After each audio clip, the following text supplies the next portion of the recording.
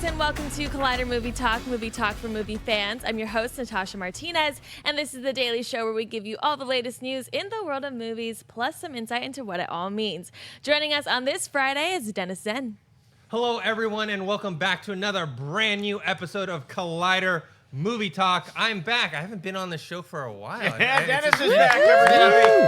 And some people ask me where I've been. I'm like, I've been here. I've just been working, been shooting a lot of stuff for Collider and for Awesome Tackler and a bunch of other stuff that we have coming up. I was in Vegas last weekend, and I'm happy, though, that we are now approaching Memorial Day weekend and we get a few days off. Much needed vacation time. Also back, Clarke Wolfe. Oh, hey, guys. Thank you so much for having me back today. Welcome back. I missed you guys, and I'm excited to talk about some sweet, sweet movies. Also joining us, John Rocha. You know, Dennis is too much of a gentleman to say that he was actually in contract negotiations. He was holding out from the show. Now we've signed a new contract. He's going to stick around. And so, Dennis, I'm very glad you got what you needed. Am I fighting Mayweather? Yeah, that's right. That's actually fighting Mayweather, absolutely.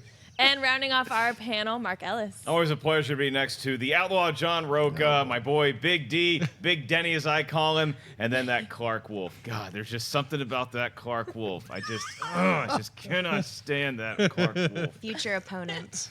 Oh, right. All right, we're going to jump into our first story here. With Maisie Williams and Anya Taylor-Joy confirmed, THR is now reporting that Rosario Dawson is in talks to join X-Men spin-off New Mutants as Dr. Cecilia Reyes, a mutant character from the comics with the ability to generate a protective biofield around herself. Reyes is said to also become a bit of a mentor to the main group of young mutants in the film. And over at Entertainment Weekly, some interesting news regarding the tone of what we can expect from the Josh Boone comic adaptation has been revealed. Speaking directly to the outlet, Boone revealed that the early iteration of the movie, that of a young adult film set inside the X-Men universe, would instead shift to more of a horror focus. Boone told EW, "We are making a full-fledged horror movie set within the X-Men universe. There are no costumes, there are no supervillains. We're trying to do something very, very different."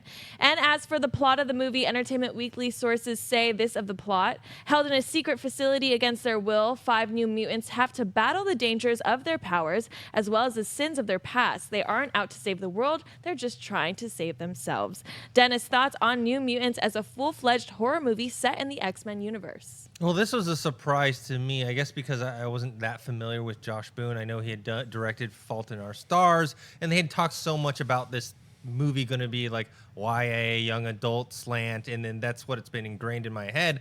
Then, looking more into Josh Boone's past, he's a die-hard horror fan. He loves Stephen King. Actually, he was working on The Stand. That's been put on pause because of rights issues, and then now he's moved on to another Stephen King book, The Revival, which Stephen King wrote in 2014. So I guess it kind of makes sense because he loves horror. He's probably fully engrossed into those things, and it's probably influenced how New Mutants is going to be. As far as Rosario Dawson's concerned, we all know her as Claire Temple in the Marvel Cinematic Universe on Netflix. Now she's actually going to play someone with superpowers, but she's much older than I think the rest of the New Mutants are going to be, so I wonder if she's going to play some sort of mentor or guide. Clarke, what do you think about this new horror slant for this film? I really like it, and I think it sounds to me like maybe the higher-ups have sort of not only looked at Josh's strengths and passions as a filmmaker, but maybe looked at Legion on FX and sort of said, like, look, we've had some success, especially critically and with fans, working within the X-Men universe, but in a more reserved kind of way. So, like the quote said, not in a saving the world wearing costumes kind of way, in a more interpersonal struggle, the mutants struggling with themselves kind of way. And as far as Boone goes, I mean, I think I said this last time we talked about it here on Movie Talk. Josh is a huge horror fan, but also he's very passionate about adaptations.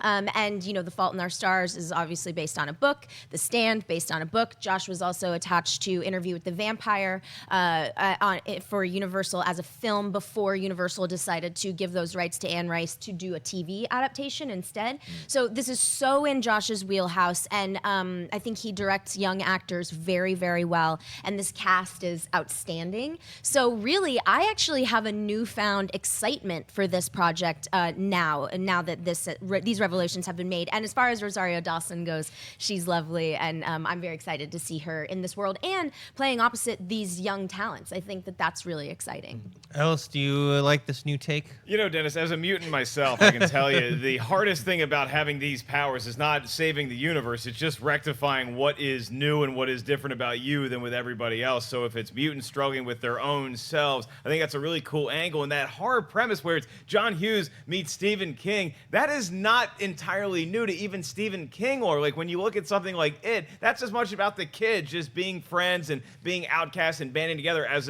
much it is as a clown that looks a lot like John Rocha. So when you have new mutants and you have Rosario Dawson being added to that, she's someone who got a big career bump, who she was already very successful, but seeing her in this Marvel universe that we have on Netflix solidifies her as somebody who I think would be a great mentor character for these new mutants. So this is all good news to me, not the least of which, Rocha, is that Josh Boone, he's just a good Virginia Beach kid. He is. Virginia Beach, Virginia. Yeah, absolutely. I think this is great. I think it's absolutely great. And I echo what Clarke said, because I was a massive fan of Legion. I liked that they're pushing the boundaries of what you can do with the superhero genre. It is now a genre, I think officially you can say that. And people were talking about, superhero fatigue, whatever. You can push the boundaries when you get the right artists involved in your projects. I think Josh Boone is a great choice. He was a pen pal with Stephen King when he was 12 years old. That lets you know how deep into the horror genre he is, and into the horror vibe and mindset. And he says this is one of the things I liked about this interview. He said, I was raised by very religious parents. They were evangelical Southern Baptists, and they believed in the rapture. They believed the devil was real. They believed in demons. And the guy who's co-writing this with him, Nate, grew up in a similar environment. Our entire lives, we sort of hung out on each other as tight as we could. That's how we got through the craziness we grew up in. So that permeates your life. Having grown up with religious parents as well myself, that permeates your life, and you have more access to this whole idea of horror and hell and God and the devil. And so to put that kind of aspect on New Mutants is really interesting. And you couple that with them looking at Sienkiewicz's run after New Mutants 18, playing with those storylines that he created, which I call surrealistic, darker. All of this makes sense. So to me, like Clarke, I'm super excited now for this project. I was already excited for New Mutants, see what they would do. This makes me even more excited because once again, you're taking chances with the genre. You're just not doing a same superhero film. Guys and girls finding themselves, figuring out their powers, coming together, blah, blah, blah. This is something more. What'll be interesting to see is who's going to be the villain in this film that will cause all this to happen. And I love the fact that Rosario Dawson is getting promoted with each thing from night nurse to doctor. So the next thing should be chief surgeon, and then she'll be running the hospital. So to me, all of that looks to then me. We get to reboot ER. That's right. Hell yeah! That superhero fatigue thing. I think it is a real item you'll bring up if it is just like what Rocha said, where it's like superheroes in costumes saving the world. But when you get to put a different spin on it, like a new horror angle, or you even get a smaller story about somebody wrestling with their own powers, like what we got with a movie that not a lot of people saw called Slight. It's really good and it's original and it's different feeling, although it could technically count as a superhero film. So there's tons of ways to do these movies, and I like that they're exploring a new avenue. Yeah, and I think it doesn't hurt that Fox had a big success with Logan, which was, a superhero movie, but really was a Western. And I think in order for the superhero genre to survive, they've got to deviate and make different things that fit different genres. Well, and on that note, I mean, what's cool about Logan is if you think about it, the first X-Men movie came out 17-ish years ago, 2000. which means that if you were born the same year that X-Men came out, you are now going to see rated R movies. And so I think I'm glad that Logan kind of kicked it into gear and sort of proved to all of these studios that, yeah, these people who have grown up with this genre, which I do agree superhero films are now a genre onto themselves, they're grown-ups now, and they want to maybe see something a little bit different. And you can still attract those new fans and the younger fans, but you can also give the people who have been with you from the beginning something intriguing and exciting. And I'm glad they're learning those lessons. If you were born the year the first X-Men came out, you need to go out and get a job. Stop being a drag on the economy. There you go. Logan and Deadpool both, I think. Yeah. in But tandem, and you're seeing a lot of Marvel movies now kind of changing where they're mixing the superhero genre with something else. Yep. All right, guys. Now we're moving on to buy or sell. Natasha, what do we got first? DreamWorks Animation announced yesterday that a Boss Baby sequel is in the works with a release date now set for March 26, 2021. Alec Baldwin will return to headline with the entire creative team from the first movie back as well. The Boss Baby film franchise is based on Marla Frazier's picture book series about the Templeton family's newest addition, who masquerades as an adorable infant but who also craves glory and wants a golden toilet with his portrait hanging on the walls for eternity. The first film has earned $468.4 million worldwide and is still in theaters as of now. Mark, I heard your excitement, Damn but right. buy or sell a Boss Baby 2? A huge buy for me, Natasha. Look out Star Wars, look out Avengers, look out Batman, because Boss Baby's coming, and he's coming for box office gold yet again. 2021? All right, wake me up when it happens. Like, this is not a movie that I'm like, oh, I better stay alive until then to see this film. Like, when it happens, it's going to come out. The first Boss Baby is very impressive that it made that amount of money, and it just kept on chugging and staying in the top 5 months after its release. Job well done, but I don't think Boss Baby's a franchise that I'm like, you know what, now we need to explore the canon, the mythology of this, but you can have a lot of fun. This is about making dollars, and it's about entertaining kids and hopefully getting some yucks out of the adults. I still have not seen Boss Baby. I haven't ambled my way over to the theater. I got Alien Covenant is first on the list, and then it's going to be between Baywatch or Boss Baby, and Dennis, I might take Boss Baby. Rocha? Jesus. You just don't know which one of these will ever blow up. That's the thing that's amazing about animated features. You don't know. Some great ones come and disappear, and you discover them. And some ones come along and they make all this money. You don't understand what they hit, what cultural button they hit in the zeitgeist that makes parents want to go and see this thing over and over, and kids go and see this because it made what 167 million North American domestically rather, and then a $301 million overseas. What is that all about? This is so madness, and it only ranked like 52% on Rotten Tomatoes. It isn't some kind of like classic that we're just all not giving credit to. So this is amazing to me. But why is it going to take 40 years to make a sequel? Like, I get that animated films take time, but things of like Shrek, where they're pushing the boundaries of animation, that I can, wavy hair, water, that I can understand taking time for. This is Boss Baby. Like, what are we doing here? So it's madness to me that it's going to take 40 years to get this done. Is Baldwin going to still be around? I don't know. These things have to, we have to put things in motion, get this thing out a little bit sooner than 40 years, because I think the furor for Boss Baby will be dead in 4 What I'm years. hearing I is would that imagine. Rocha cannot wait another 4 long years before Boss Baby hits the. He also has some sort of insight into Alec Baldwin's Baldwin- health or something. demise, Like yeah, the demise of he's on Alec- his deathbed right now. Does he strike you quick, as a quick, chill mother- quick, record the Boss Baby voiceovers. I'm just saying, the man's got a history of a lot of things going on in his life. Clark? Well, I was skeptical until Natasha revealed that the entire creative team is returning. So now I feel very good about this. You know what? I also did not see the first Boss Baby. You didn't see it yet. Yet is the key word. still in theaters. But you know what? Look, $450 million can't be wrong. I mean, like, you cannot argue with that. And so at the end of the day, cool. Talking That's all I babies gotta rule.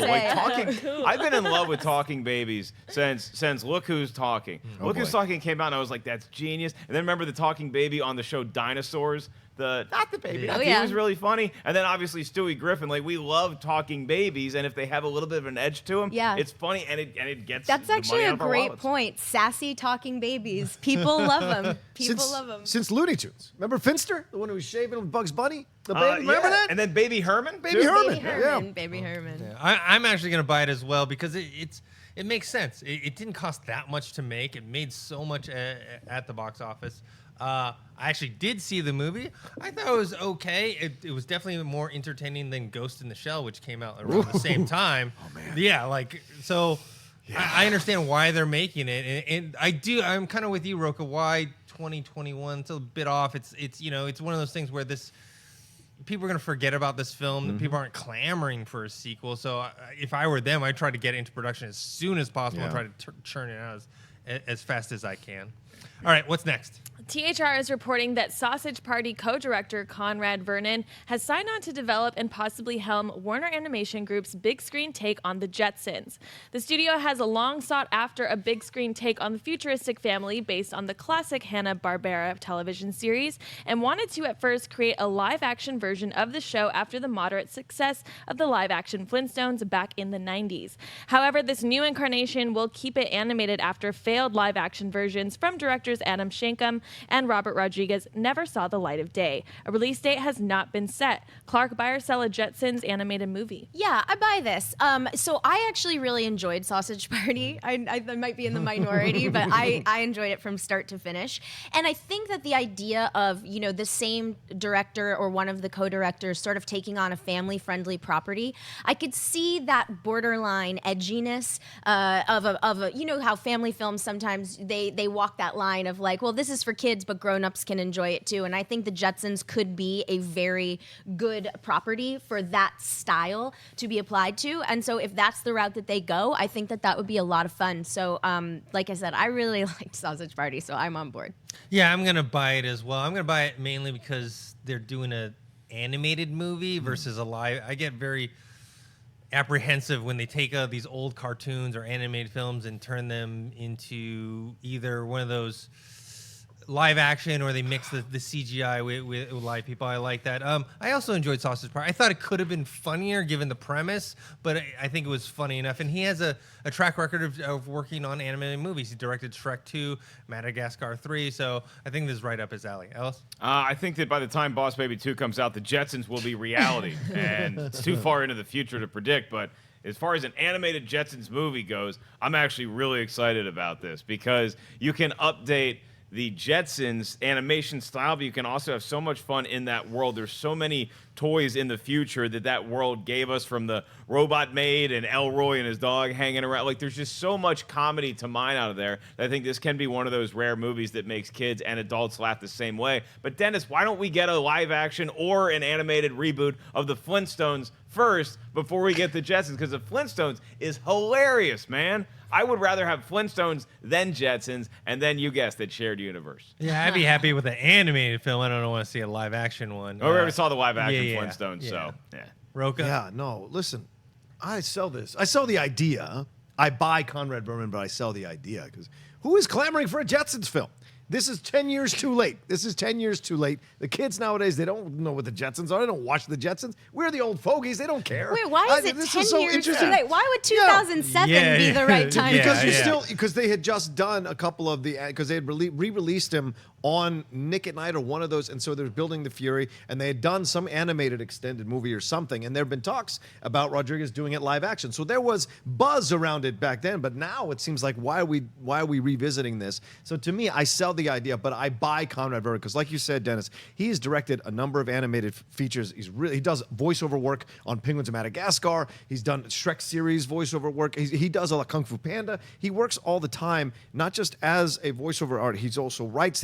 He's credited the story for Monsters vs. Aliens. He co-directs all these animated features. So if you are going to reboot this into an animated movie, Conrad Vernon is a great guy to choose to go and do it because he has so much experience in this community and in this genre. So to me, I'm like, okay, if you're going to do it, this is the guy to do it with. We'll see what happens. I just don't see people lining up to see this. I don't see the Boss Baby audience crossing over into the Jetsons because Elroy's too old. Elroy's not a baby. It's not like you're talking about Cineburst or Joe Cola. Like, those are like little time capsules. What? The Jetsons are like universally loved by multiple generations of people. It's like the Peanuts movie. Right. The Peanuts movie came out and did Charlie great. Brown. Yeah, Charlie That's Brown and the Jetsons. They're cut from the same cloth. What? Charles Schultz is okay.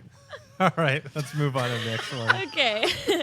As we count down to the official premiere of Warner Brothers and DC Films' Wonder Woman, 3 new IMAX character posters have been released. Featuring the main Amazon warriors from Themyscira, the posters feature the title character Diana Prince, aka Wonder Woman, along with her mother Queen Hippolyta and her aunt General Antiope. Not long to wait now, 1 week to be exact, as Wonder Woman starring Gal Gadot, Chris Pine, Robin Wright, Danny Huston, and Connie Nielsen hits theaters on June 2nd. Rocha, buy or sell the new IMAX posters for Wonder Woman. Oh, absolutely buy these. These are fantastic. I mean, I think they get the job done. And when you line them up next to each other, it's a full setup. She's in the middle, she's on the left, Connie Nielsen's on the right, Robin Wright is in the middle, and Gal Gadot, is that what we said? Gal Gadot is in the middle. And it's fantastic because you've got the two sides of her training, two sides of her approach to becoming a princess, to becoming an Amazonian warrior, all these things. So it totally works. I love the gold. I love that they're all in their armor. I love that even Gal Gadot is not even looking at us, right? She's not even looking at us. Because she's focused on what she needs to do next. So it's powerful. I dig it. And I love the fact that Connie's so chill with the sword right behind her. It's like, no, I use it when I need to use it. Robin is more of an upfront warrior. She's like, I'm going to swing this thing all the time. So to me, this is great. Totally works. Very, very powerful. And it gets me even more excited to see the movie, which I didn't think I was going to be. And now I'm like, all this stuff just coming out just makes me all the more interested to see what this movie is going to come out and look like. I know some of you have already seen it on the panel. So I got opening night tickets, so I'll be going then. Clarke? Yeah, I love these. I mean, I buy them. I buy them so hard. They're great, and I just can't. It's such a powerful image. And like you said, Rocha, I think saying it gets the job done. It's like that's a great way to say it. There's a lot going on, but they're very simple. And they look these actresses, these poses, they're perfect. They look powerful. But what I think is cool is that they look powerful without trying to intimidate you. They don't look like they're trying too hard. This looks just like, and I love how stark they are. Just right, it's a really. I just love this. I love these images, and I am even more excited to see it as well. Ellis? It's a huge buy for me. I think Clarke and Rocha did a great job of summing up the movie. Have you guys seen it? No. Because I have. And, no, but like I have nothing to add because they did such a good job. And Rocha's right. When you switch around the posters and you line it up in order, it makes sense for the film that they're selling. And I just love seeing any marketing material for Wonder Woman because I want to see more of this. I want them to crank out new stuff. I want them to let everybody know without a shadow of a doubt that every human on earth is aware this movie is coming out in theaters because I hope it does well. It should do very well, and I'm looking forward to it. But you guys are right. On the poster, they don't care if the movie does well. They know they have a good product, so they don't need to worry about selling it to us. Like you, Ellis, I have also seen the Dennis, movie. we're so cool. Yeah, I know. Which I enjoyed. These posters, to me, I'll buy them. I don't think they're as good as they could have been. I like the one. Did you guys see the one with her holding the tank above her head? Yeah, that's that a one, great I poster. really like that one. So these they do their job, but I would prefer that one over those. That's a great poster because it one-ups Action Comics of Superman throwing a car. You have her throwing a tank. Like, I think it's brilliant to do it that way. All right, what's next? The Weinstein Company has released the first trailer for Wind River, the new crime thriller written and directed by Taylor Sheridan, the acclaimed writer of Sicario and Hell or High Water, who makes his directorial debut. The film stars Jeremy Renner as a local game tracker in Wyoming who happens across the body of a young woman on Native American territory. Soon after, an FBI agent is assigned to the case, played by Elizabeth Olsen, who teams up with Renner's character in order to track the killer. The film also stars Julia Jones, John Bernthal, Gil Birmingham, Graham Jean, and Kelsey as Bill. Wind River opens in theaters on August 4th. Dennis, buy or sell the first trailer for Wind River? I'm looking forward to the movie. I like Tyler Sheridan. He wrote Sicario and Hell or High Water, which Hell or High Water I loved, was I think my favorite movie of last year. I think this is his second movie that he's directing. He directed a horror film called Vile back in 2012. Yeah. But this is the first one with some big names. You got Jeremy Renner, Hawkeye, and you got Scarlet Witch in there, Elizabeth Olsen. They're pairing up again. Nice. And I thought the trailer was fine. I'm going to see this movie. It's right up my alley. The one thing I didn't like was those little quotes they had, like, most murders are never solved. Most criminals are never found. Those are like... They're just inviting people, hey, by the way, you can just get away with these vicious and vile things. But I'm looking forward to the movie. Rocha? Yeah, I'm going to buy this. I like the trailer, but I agree with you, Dennis. It's this close to a Lifetime movie trailer. Like, just the way it's done, I agree with that. But Elizabeth Olsen, I am such a massive fan of her as an actress and has an energy on screen that I like that she's being given these parts where she's, kind of pushing the boundaries of what she's done before. So it's great to see her in something new like this. It feels very much like Thunderheart. Remember that film with Val Kilmer and Sam Sheridan where they're going to investigate a killing on a reservation, and you see a lot of Native American actors in the film art. So I'm happy about that. And this whole idea of them trying to solve the murder, it's deeper, it's darker than you think. And so all this stuff and what she says, like only 6 people to cover the size of what looks like Rhode Island, that's insane. So everything is set up for you to see that this is going to be a deeper film than you think. It's not just a regular crime. It's going to lead to more. And I always love films or shows like that, like Broadchurch, where one crime exposes what's really going on in the town, those kinds of things. So to me, this looks fantastic. I absolutely buy it. And I didn't think, I love when you set stuff in the snow. If you do it right, it's a fun thing, because snow will just get you into that place of like, well, I don't see where anything is coming. I'm blinded by this. Like, there's so much going on. So to me, it seems like it's the right time. And Taylor Sheridan, like you said, great writer. Also, good actor. Acts in a lot of things. So it's good to see him expanding and seeing what he can do behind the camera more. Mark? It's a buy for me, Dennis. What's that term, Clark? Snow noir. Ooh, scary stuff in the snow. Yeah, trailers have an easy job because like the high mark for a trailer would be, oh, that was a great 2-minute piece of art. And the low mark is, well, it wasn't the best trailer I've ever seen, but it did its job, which is sell me on wanting to see the movie. And Wind River certainly did at least that. I agree with you. It was a little over the top with like all the quotes and stuff. Like I felt like I was watching some sort of true crime show, like Making a Murder, but this cast is tremendous. I'm excited to see what Sheridan can do stepping in behind the camera. So it looks suspenseful, it looks scary. It looks like one of the better snow noir movies we've had in recent years. Clarke, are you a fan of this snow noir trailer? Oh, I sure am, Dennis. I didn't even know snow noir was a subgenre until I read it on, I think it was Screen Rant or something this morning. But yeah, I buy the trailer as well. I really enjoyed it. I definitely want to see it now. And these types of movies are actually a tough sell for me, believe it or not. I don't love true crime dramatizations. I mean, if it's a true story or if it's a documentary like The Keepers, which is on Netflix right now, which is an amazing true crime documentary, and similar to what you were saying, Rocha, about a crime that uncovers a whole lot of other things. Yeah. But dramatization's not really my thing. However, I really liked this premise. I would love to see this type of film set in a Native American land. I think that's a whole other, especially if you're part of the FBI, like that's a whole other element of complications that come in. So I think that's really interesting. And the only qualms that I have with this is just that Elizabeth Olsen not only is very young, but she looks very young. And we were sort of talking before we started rolling that it kind of reminded me of In Silence of the Lambs. You know, Clarice Starling shows up, but she's not even a graduate yet. She's supposed to look young. That's like built into the story. And so I was wondering if that would somehow make its way into this movie. But I think she's incredibly talented. And if anyone's going to solve a murder, it's the Avengers. So I think it's a good setup. If you were a young FBI agent, would you rather deal with this case or would you rather go after Buffalo Bill on the advice of a guy who eats people? Oof, probably this one. Yeah. If I would you? See, I'm going the Lecter route because I don't like cold weather. That's fair. That's fair. And to your point, Clarke, she is a rookie agent. I'm just reading the synopsis here. She's a rookie agent, so this is her first kind of crime. Good. So it works. It It makes works sense, to make yeah. her. Send her out by herself as a rookie? Okay. Yeah, just like RG3. Oh, man. jeez. I love that kid. Oh, jeez. All right, what's next? According to Variety, Ice Cube has signed on to star in Universal's high-tech crime thriller entitled Before I Disappear.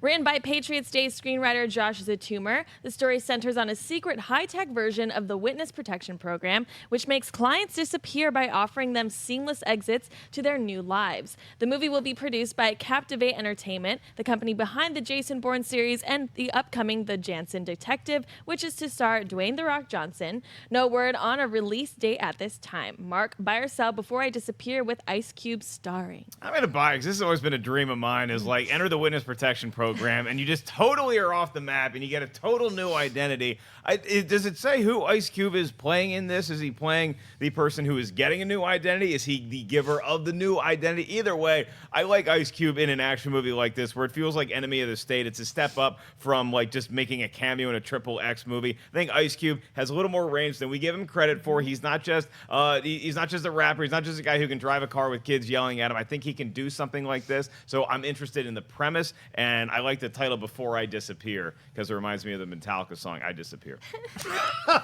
Clarke. Yeah, I buy it. I think it's time for Ice Cube to sort of have this type of franchise. I agree with you, Mark. I think he's a talented actor, and yeah, I think it makes sense. I mean, I'm not super hyped on the premise in general, but I think it's good for Ice Cube, so I buy it. Look out, Clarke. We got some resistance coming, and it's sitting right in between us. About Ice Cube being a talented actor?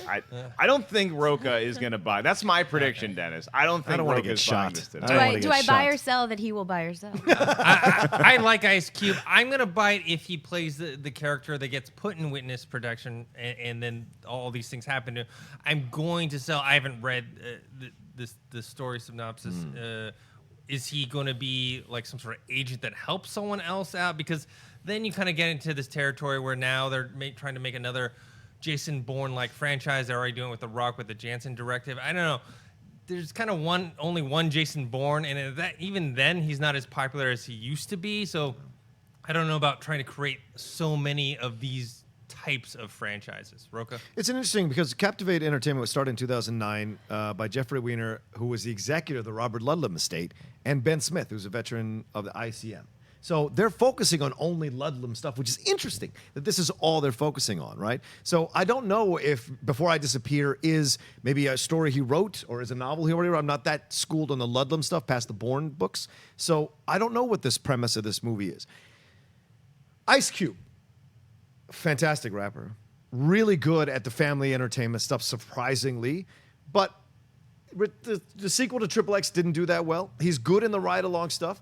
I think this will be interesting to see what he does with it. Because are we clamoring for a serious, dramatic Ice Cube movie? Are we clamoring, or is it going to be like an action-adventure comedy type film? Then great, like with enough humor in it. Because he does humor really, really well. So for me, at this point, I sell it until I see what the actual premise is, until I see the first trailer. But for now, I sell it because I don't know that Ice Cube is the one I think of when I think of a high-tech version of a witness protection program. He's not the first person that comes to mind for me. So I have my feelings. Please don't shoot me. Josh Zutemer, please Ice Cube, don't shoot me. Josh Zutemer, he wrote Gambit. He's credited with possibly writing Gambit. He did Patriots Day. He did the infamous. He did RoboCop, which was a bit uneven. Not a bad film, Which but one? a bit uneven. The remake? Yes, the remake. I took the remake. I took the remake. I like the remake. Okay, I'm just think it's curious. fine, Yeah, I thought that's it what I'm was saying. fine. So it's a good writer to have on board with this stuff. So we'll see what happens. But I think it is probably part of the Ludlum stuff because just like you said, with the Janssen Directive, it seems like that's what they're focusing on only. Captivate only focuses on that. So it'll be interesting to see how that comes out. All right, Natasha, what is our last buy or sell? Our last buy or sell is, according to The Wrap, Netflix has picked up Michael Shannon's new film, Pottersville, a new movie described as Bigfoot meets It's a Wonderful Life. The film follows a local businessman played by Shannon who, after a long night of drinking, puts on a gorilla suit and wanders into the woods, being mistaken for Bigfoot in the process. The event makes him an internet sensation that sparks international media attention and reinvigorates the small town's economy. The film also stars Christina Hendricks, Ian McShane, Ron Perlman, and Thomas Lennon. No words on a release date as of yet. Clarke, buy or sell Pottersville, starring Michael Shannon. I could not buy this more. I would buy it a million billion times. I love this premise. This is, we talk a lot about original material, remakes, reboots, whatever. I don't know how you get more original than Bigfoot meets It's a Wonderful Life. I love this concept. Michael Shannon is, not only is he an incredible dramatic actor, but he is hilarious. I mean, he's a really funny guy. If you saw The Night Before, he certainly stole that. And then just interacting with him in an interview or two, he's a really fun, he's a really funny guy. In addition to that, this cast, you guys, this cast is so good. Tom Lennon and Ron Perlman, and the list goes on and on. So this is so great. I give it to me now, Netflix. Thank you very much. And I love this, so buy it. Yeah, it's also a big buy for me. I mean, just the synopsis alone, I buy it. Even and then knowing Michael Shannon is attached and he plays that guy, he does interesting work. I loved him ever since he was on Boardwalk Empire. He was in Mud and a bunch of other films. And I think the one thing they're talking about is Bigfoot meets It's a Wonderful Life, the drama part. When I read the synopsis, it sounded just straight up comedy. So I'm interested in seeing how kind of they take a dramatic take to this as well. But I'm excited for it. Ellis? If you guys think this is an original premise, you need to spend a night drinking with Rocha and I. This happens every weekend, and it's about time they made a movie about us, buddy. Sure. This sounds hilarious. This sounds like it could be heartfelt. Who knows, a guy discovering something more about himself through very weird circumstances. I love this idea, and I always wonder because there's a little bit of truth in this storytelling because there's the guy who, he probably wasn't hammered when he did it, but one of the guys, the last surviving guy who took that famous picture of the Loch Ness Monster that with like the fin coming out, and then it ended up that they did that in a bathtub. He admitted that that was fake on his deathbed. So living with something that everybody else thinks is real and you perpetrated is harder to stomach on a day in, day out basis than it may look. So if that's the premise here, Michael Shannon, a fantastic actor as well. Ian McShane, Christina Hendricks are also in this. So this is a big buy for me. We need this on Netflix soon. Yeah, absolutely a big buy as well. With Michael Shannon, I always give movies that I would normally give a shot because he likes to do these smaller independent movies. Sorry, Natasha. He likes to give these smaller independent movies a shot. Like Midnight Special was fantastic. What was the one with Julianne Moore and Ellen Page? That I saw that recently. I thought he was good in that. Obviously, he's so great in Freeheld? Yeah, Freeheld. Yes, Revolutionary Road. Schmodown. Ooh, Back. someone's I'm getting in so training. scared now. Woo! Someone's been training. He's gone out to Russia. He's been in Russia this whole time training. No, but like, of course, him as Zod. And I just finished Nocturnal Animals last week. That took me a few days to finish. That's a rough film. But he's so good in these movies. So to me, this idea, it hits two notes. One, it is Michael Shannon doing something like this. Two, it sounds like it's going to be like a softer kind of comedy about a town, revitalizing a town, and that makes you feel like you want to see something like this. It'll put you in the right frame of mind to like champion these people. And small town movies, when they're done really well, I love them. Like State and Maine, those kinds of things. Those are great films that really, because I grew up in a small town, so to me, it hits the right buttons for me. And I feel like this with Michael Shannon's comedy style, with this idea. And by the way, I wonder, Ellis, if that coin you keep flipping, because I seem to always lose having to wear the outfits whenever you tell me when we go out drinking. I'm wondering if there's a two-headed coin that you're using, because I always lose. You But know, like, Rocha, not everybody can dress like this when they go out boozing. but what Clarke said is perfect as well. The cast is fantastic with Christina Hendricks, Ian McShane, and of course my nemesis now, Judy Greer. There's so much stuff that's going on in this film. Just fantastic stuff. So I couldn't love this more. And I love Michael Shannon in these smaller films that have these comedy bents to them, because you're right, Clarke. He's incredibly funny. Yeah, and I think too, just to go off what you said for a second, like, you know, people think of It's a Wonderful Life as this like sweet, heartfelt family movie, and this is that It's a Wonderful Life is a dark, very sad film that has, but when you hear the synopsis read to you, it actually is It's a Wonderful Life. You know, this thing that, you know, a long night of drinking, something's probably gone wrong with the family. This miracle happens, and the town and their livelihood, which is the thing that he cares about the most aside from his family, is at stake. And it's called Pottersville. So I mean, it's right. So that is It's a Wonderful Life. Yep.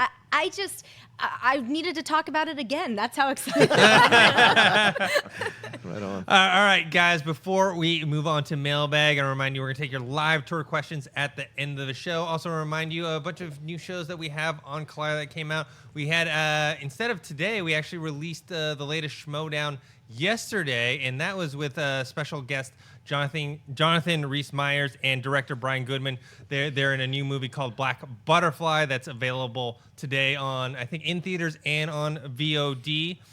We also launched a new show yesterday on Facebook. It's a live show with Ken Knapsack, the pit boss, that he talks about. And we had, Mark-Ellis, why don't you tell us a little bit more about the show that you were on? Inside Schmodown with the pit boss. That would be the one, the only Mr. Ken Knapsack. It's a 20-minute show that we're going to be doing weekly, where you talk about all the things going on in the world of the movie trivia Schmodown. I was privileged to be the first guest as one of the creators of the Schmodown, but more importantly, somebody who announced that he's coming back to the ring. Baby Carrots is back, and he's going up against the classiest one we got. Classy Clarke Wolfe versus Baby Carrots. Check it out. There's going to be a lot of trash talking between our dogs. Indeed. And Rufus will probably go for the jugular. My dog is scrappy. So check out that show. That's every Thursday live at 2 p.m. Pacific Standard Time on Facebook, on our Collider Facebook page. We also have Collider Mailbag coming out on Saturday and Sunday. Collider Behind the Scenes on Saturday. Every Friday we have a new Awesome Tackler on the Go 90 network. Also, I just want to remind you guys, on Monday we actually are not going to have a movie talk or any shows on Monday because of Memorial Day, but we will be back on Tuesday. All right, Natasha, what's our first mailbag? Okay, Arturo Barillas writes, "Hey Collider team, love your programming and your content. I have a question that drives me insane. Maybe you can shed some light onto it. There are several film organizations and magazines that have top 100 lists. The one that I focus on is top 100 movies of all time or top 100 films of all time. Most of the time, these lists include movies that were never nominated for an Oscar. Being the Academy Awards is the top award for the best movie of the year, it seems contradictory that Oscar-winning movies don't always make the cut of the top 100. Worse yet, movies that were released the same year have higher ranking than Oscar winners of the same year. Examples are in 1967, Bonnie and Clyde and The Graduate have higher ranking than the Oscar winner in The Heat of the Night. 1977, Star Wars versus Annie Hall. On any list, Star Wars will be higher ranked than the Oscar winner. 1979, Kramer versus Kramer and Apocalypse Now. 1982, E.T. versus Gandhi. In this case, Gandhi never makes it into a top 100 list, but E.T. does. Why does that happen? Thanks so much, and sorry for the long question." All right, guys. I guess before I get onto the question, I have just heard that actually there will be a movie talk on Monday, but it'll be a nice solo effort by John Campia. I think he's doing one episode by himself. Wow. Onto this question, why does that happen? It happens because, one, the people who make these lists are different than the people who are voting on Oscars. And two, I think most importantly, is movies, when you take a look at them through time, sometimes some movies get better with age, and sometimes some movies that you thought were great at that time kind of disappear and fade away from people's memory. You know, I mean, I remember Shakespeare in Love had beat out Saving Private Ryan in 1998, and I like Shakespeare in Love, but people don't really talk about that movie much anymore compared to Saving Private Ryan, which has influenced every war movie that's come after that. Like, any war movie that you see now is directly influenced by that film. What's your take on this, Clarke? Yeah, I mean, there are a couple of examples that Arturo gave that I don't know if they necessarily hold up. Like, for instance, Bonnie and Clyde did win it did win 2 Oscars, and it was nominated for several. But I get his point, and I think what he's asking, you know, the Academy Awards are political. I don't think that anybody would ever say that, you know, their lesser-known films sometimes aren't eligible for competition, or they don't have the heat or the finances behind them in order to launch successful campaigns. And so, you know, while we like to think that the Oscars are the benchmark and you know, really the best of the best, and sometimes they are, sometimes they're not. And so and I think you make a great point, Dennis, about the time and place. I think the way that films age is very much something to take into consideration. But you know, you'll see too, as these lists get revised, things shift around, they move around, et cetera, et cetera. Rocha or Ellis? Here's my thoughts. Shakespeare in Love is better than Saving Private Ryan. I don't want to hear any more about it. Okay? Saving Private Ryan, just first 30 minutes falls apart, so don't get me started. But no, here's the thing. What Really? you said, yeah, it really does. What you said actually makes a lot of sense, right, Dennis? It's the right point. As we progress as a film-loving society, certain films get lost because they were of their time. Like, no one's going to put Crash in the top 100 films, and that won Best Picture, or Driving Miss Daisy. No one's going to put those in the top 100 films. They're just of their time. They happen to be the right, and there are many films that were better than those films that year that maybe should have won. But there are films like Citizen Kane, which was nominated, never won, that is considered the top film of the year. Vertigo as well. Like, these are top film ever, rather. And so these are all about, these lists are created by people who are film critics. Film critics don't necessarily all vote for the Oscars. Like, it's other people in the industry, people in their respective areas of the industry who are voting. So that's why it gets mixed up like that. So you can't use that list and compare to just go, only Oscars are belonging on this list. That doesn't make any sense, because what's his name? Arturo. Arturo, I'm sure there are films you loved 10 years ago that you don't love the same way now. That's how you can put it into motion in your brain. And there are films that you probably didn't like back then because at your age, maybe you didn't get it. And as you get older, you're like, oh, I appreciate this way more now because I've experienced more of life. That's how it works. So that's why I think there's a difference. Mark? I think it's great that we don't have to like just have 1 year and then be like, okay, the year's up. We can never change our opinion about this movie ever again. It's great that opinions can evolve and change over time. How Green Was My Valley won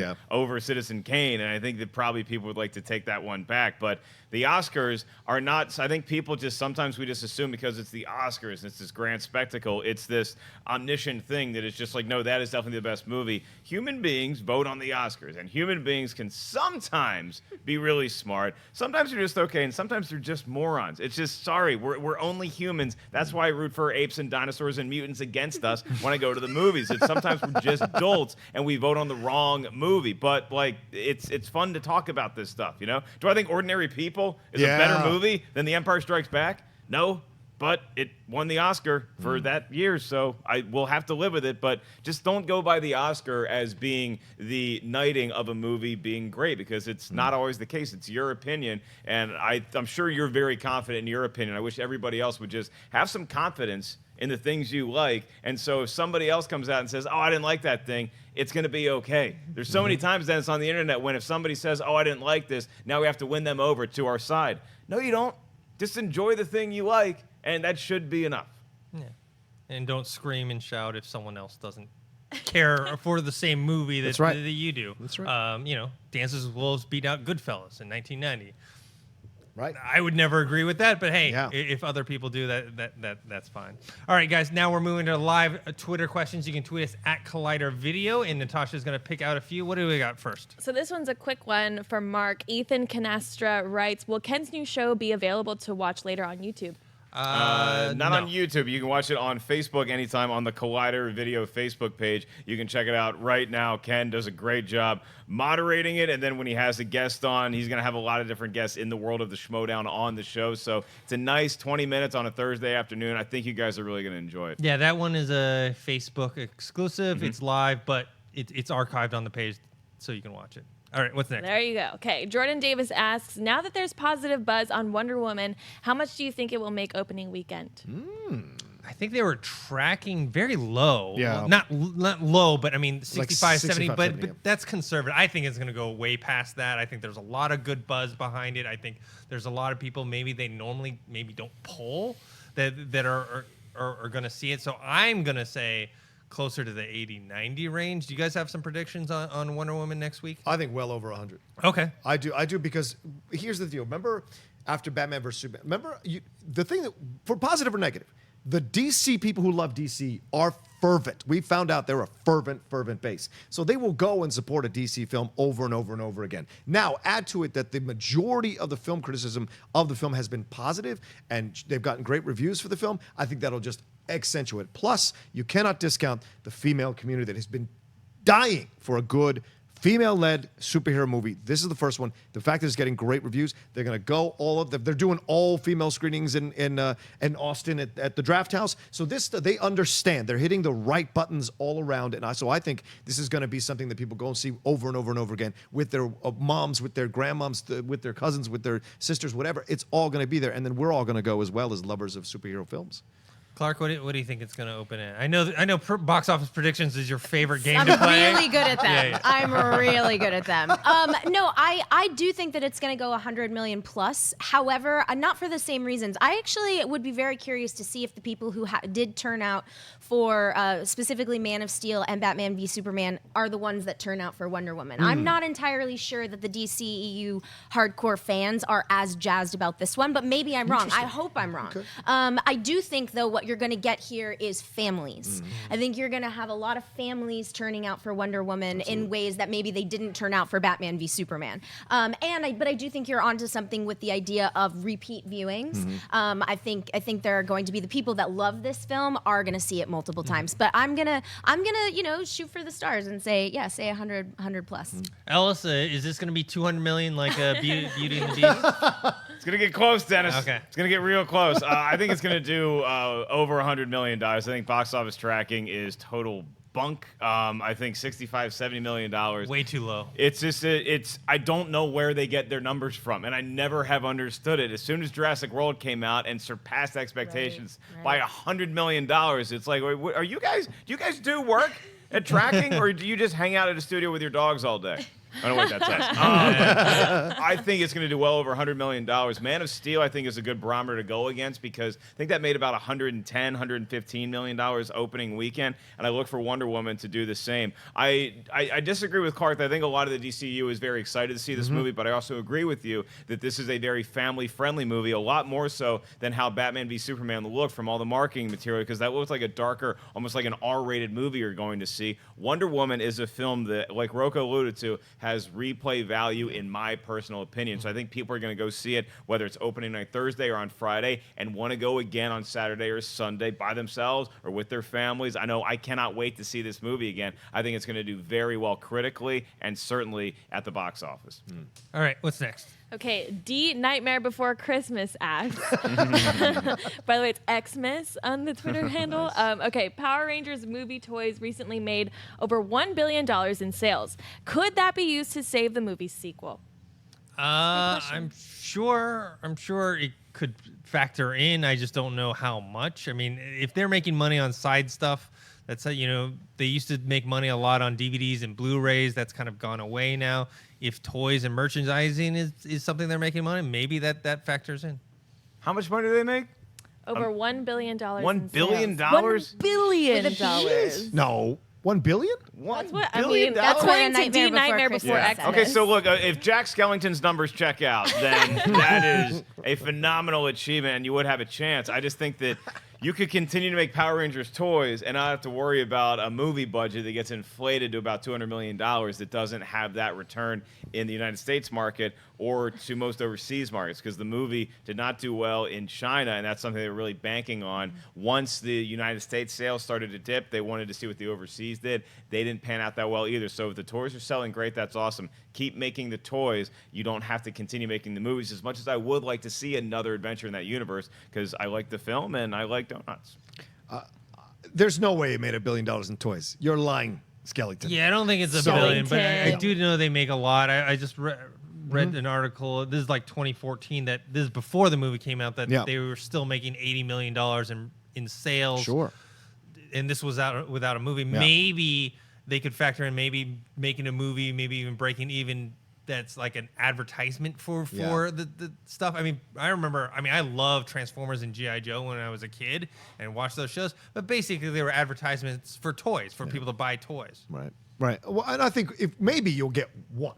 You're not going to get 6 or 7 like they said. No, for the bank. no, So they never should have said Maybe that. one. Yeah, exactly. Maybe one. I mean, that happens. We saw Futurama come back. Things come back if fans get really, really behind it. So there's certainly possibilities of generating another sequel, but I guarantee it won't have the budget that the first one did, and it will be on a way less. It'll be done with way less of a story. Way less of a cataclysmic story, and it'll probably the effects won't be as good either. It shouldn't have cost as much as it did in the beginning. There you go. Can we just say that? Like, not every blockbuster film or intended to be blockbuster movie needs to cost ridiculous amounts of money. And if anything, I hope they learned that lesson, because I know the fans that liked it really liked it. And, I know that's a small amount, but they were very passionate about it. So I could see another sequel if they keep the budget low. Yeah.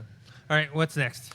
Okay, the Cinema Squad asks, because Perry went on the Guardians ride at Disneyland last night, what other Marvel movies would you like to see made into a ride? Some other people went on the ride Oh, last did you? night. How was I it? was also there. How was it? It was Was it fun. fun? It was really, really fun. And a little sneak peek is that Rocket is sort of the main through line, and Rocket's That my makes sense. favorite character.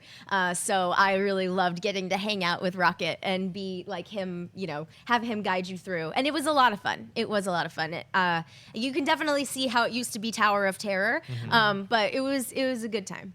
So, what would you like to see besides Guardians as a ride? Oh, that's a good question. I mean, they took away a scary ride, so I think they should put back a scary ride, right? They should agree. replace it with something else, whether it's maybe a spin-off of the Haunted Mansion or over there in California Adventure, or maybe something else that's Twilight Zone themed. I think that could be kind of cool. Does it have to be Marvel based? I mean, that was a question, Oh, but so may it's as well Marvel-based. just I'm do sorry. whatever So I would say if ride you're gonna you go want. scary, let's have a Legion ride where it questions your entire sanity the whole time. That's great for kids. Great for kids. Yes. No. I think a 3D Avengers ride would be awesome. Like what you see in Transformers at Universal Studios. That would be fun to see. Fighting adventures going on, swinging with Spider-Man now, all those kinds of things. As also at Universal, they do the Harry Potter where you go swing, you fly through the thing. The Fantastic love that Voyage. ride. That is so good. That's a great ride. And Yeah. so if you did something similar to that in the Avengers world, also at Universal, I love their Minions ride. Yeah. It's 3D and it's like, but it makes you feel. It doesn't make you feel sick, first of all, which is It great. makes me feel so sick, Oh, and I no. love Yeah, the Minions. it does. So I cannot support you on this Oh, part. I'm sorry. Well, I like the idea of the going into the animated worlds. I love that. So if they ever took you into an animated world and you got to play around, I'm on board. And it's some. Yeah. Oh, a lot of people in the chat are saying Doctor Strange. I think Oh, that would yeah, work that would be because cool. the So visuals, trippy. it'd be really cool. Hi. Yeah. Here's the rides we don't need, Dennis. We don't need my favorite character in comic book history, at least in Marvel comic book history, is the Punisher. We don't need that ride. We don't need a ride where kids are just sitting in a sewer for 23 hours and 50 minutes waiting for a bad guy to pop up. And with machine guns in hand, Yeah. and to gun them down. We don't need a Hawkeye ride where you're sitting on a perch waiting for one kill shot while the other Avengers give you a wedgie. The one we do need is an Incredible Hulk ride. I think it would be awesome just to be going on like a nice Sunday drive, then all of a sudden just it starts shaking. You just go crazy. You just go ape for like 2 minutes, and then you get back to normal, and you have purple pants. There you go. All right, let's do one more. Okay, Rocky Drago 66 writes, which prequel trilogy is going to age worse over time, Star Wars or The Hobbit? Ooh. Star Wars. The Hobbit is great. Kiss my butt. The Hobbit is not fantastic. having this. Cody is No. not. I mean, give me a break. That's real men.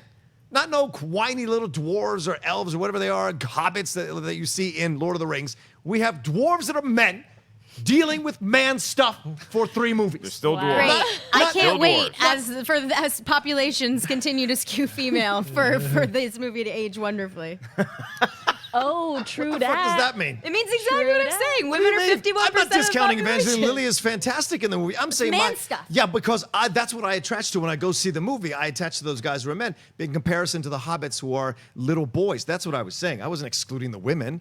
It's so ridiculous. I mean, there's also like men, like there's also adult males in the Star Wars prequel. Yeah. And they If you happen say to be so. really good with laser swords. Laser and swords. Really good. I thought it was with a clammy lot of hands. things. I thought it was clammy Here's the hands. reason why I think that the Star Wars prequels are going to age better than the Hobbit prequels is because the Hobbit prequels, those might be better films than what the prequels are, but the prequels have Star Wars mythology in there, which is actual canon from the creator, as opposed to The Hobbit, which is Peter Jackson wringing as much as he can out of some appendices and expanding in a different direction. So I don't think hardcore Tolkien fans are going to care as much about the Hobbit prequels as they will the Star Wars prequels cared by the Star Wars fans, because say whatever you want about those movies, when you're at Star Wars Celebration, they love them just as much, and That's they love fair. the mythology and the lore just as much as they love the classic trilogy. So no movie trilogy can touch the classic in my mind, but with the prequels and all of the stuff that they gave to Star Wars canon, that's why I think those films are going to hold up more so than what you got with the Hobbit trilogy, because people just don't care about them as much. Good or bad, people do not care about them as much and start a conversation about them as much as they do the Star Wars prequels. So, while I don't agree with Rocha on the Hobbit trilogy being better than the Lord of the Rings trilogy over there. What? Yeah. Terrible. Anyways, but I do agree. I think they are going to age better in this sense, like the acting alone. Yeah. I mean, I have my issues with the Hobbit trilogy, but the acting is not one of them. And the prequels they're tough to watch. They man. are. When you watch and you see some of the acting and some of the dialogue in there, I just Agreed. I just can't. And from a story point of view, we can take all those story elements from the prequels and apply them to what we're watching on Star Wars today. But I just can't sit through them. And you make a great. Well, this is important to remember as well with the prequels. There's a lot of people who grew up with the prequels first, who defend it and love them more than the original trilogy, and that's fair. So I understand that, and that's definitely a point in that corner. And I do want to clarify, I have no problem. Miranda Otto is fantastic. Liv Tyler is great in those movies, but I like Evangeline Lilly's character more in the Hobbit trilogies than I like either of them in the other movies. So that's my thing, is that I gravitate more because I'm a man going to see these films. I gravitate to the dwarves. Star Wars don't have enough men eating I just jerky. want to make sure Clarke doesn't misunderstand. I'm not discounting the women. It's my approach to me personally when I go see the movie. So. Clarke? Well, Just want to clarify. I've heard all of the arguments, and I will. No, I actually. movie fights. Yeah, exactly. I agree with you, Mark, for the reasons that you said in terms of like the original creator having input there and the mythology. I do think that the Star Wars. But I think you're right, Dennis. Like the acting is way better. But I do think that the Star Wars prequels will live on or be more revered going forward. But I also would be curious to know what you guys think about if the Obi-Wan movie with Ewan McGregor actually happens. Yeah. Do you think that might get people to maybe embrace the prequels a little bit more? If he's doing man things like taking bush out of a stream, then yeah. If he's smoking cigars and chopping wood, yeah. How much man stuff is Ewan McGregor doing in these movies? Well, I don't think that you can, as much as you can, the lore is great. A lot of the lore is great. The midichlorians, but there's a lot of cool stuff in the prequels. It's just that the movies that contain them are not great films. And I think an Obi-Wan film could be great in a Western, like a Logan, Last Stand kind of vibe. You can have that. But it's not going to give me rose-tinted glasses to look back at the prequels because there's good things in them. It's a lot. The prequels are a lot like Darth Vader, okay? They may be more machine than man. There's still good in them, but it is hard to get it out sometimes. They choked on their ambitions. Boom! Oh. Clarke Wolfe! Sorry, I had to. All right, with that, we're going to end the show today. I want to thank the people joining us on the panel. Clarke, where can people find you? Oh, boy. All right, you guys can find me at Clarke Wolfe, Clarke with an E, Wolf with an E. And if you are in the Southern California area, I am producing and co-starring in an original slasher musical comedy. It's called Slashed. We are really proud of it. It's going up at the Hollywood Fringe Festival in June. So for more information, you can go to facebook.com/slashed. The musical. Rocha. Yeah, you guys can always find me at The Rocha Says on Twitter and on Instagram. Of course, every Friday here at 10 a.m. Also on The Cinephiles, which is on iTunes and on Stitcher and on YouTube. Today we dropped Jaws, and we had showrunner, Skylanders Academy showrunner and writer Eric Rogers on to talk about it with us.